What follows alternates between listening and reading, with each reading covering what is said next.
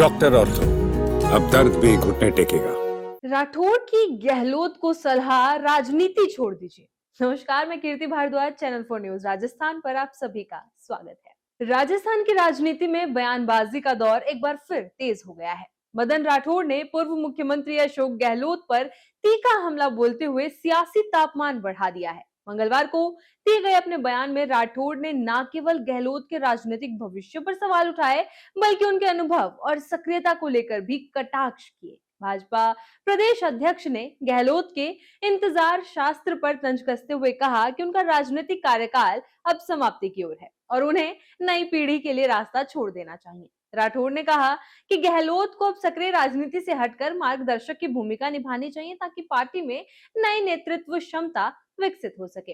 अपने बयान में राठौड़ ने उम्र को लेकर भी टिप्पणी की। उन्होंने कहा कि 75 वर्ष की उम्र पार करने के बाद व्यक्ति को वानप्रस्थ और फिर संन्यास आश्रम की ओर बढ़ना चाहिए। इसी संदर्भ में उन्होंने गहलोत को संतोष शास्त्र अपनाने की सलाह देते हुए कहा कि अब उन्हें इंतजार छोड़कर धैर्य और संतुलन के साथ नई पीढ़ी को दिशा देनी चाहिए। उनके इस बयान को राजनीतिक हलकों में व्यक्तिगत टिप्पणी के रूप में देखा जा रहा है। मदन राठौड़ ने गहलोत के हालिया बयानों और व्यवहार पर भी सवाल उठाए। उन्होंने आरोप लगाया कि उम्र का असर उनके शब्दों और निर्णयों में दिखने लगा है। राठौड़ ने कहा कि गहलोत के शब्द चयन में बदलाव आया है और वे कभी-कभी ऐसे शब्दों का इस्तेमाल कर रहे हैं जो उनकी राजनीतिक गरिमा के अनुरूप नहीं माने जाते।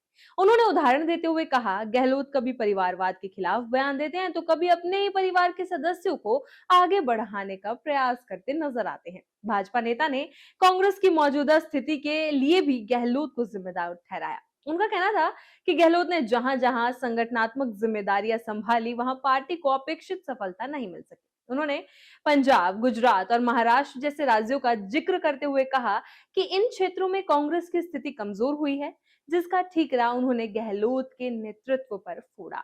राजनीतिक आरोप प्रत्यारोप के इस दौर में राठौड़ ने गहलोत के दिल्ली दौरों का भी उन पर भी टिप्पणी की। उन्होंने कहा कि गहलोत सरकार दिल्ली के चक्कर लगा रहे हैं, जिससे संकेत मिलता है कि वे राष्ट्रीय नेतृत्व के बीच अपनी पकड़ मजबूत करने की कोशिश कर रहे हैं। राठौड़ के अनुसार गहलोत के विरोधी भी दिल्ली में सक्रिय हैं, जिसके चलते वे अपनी स्थिति बनाए रखने के लिए प्रयासरत हैं।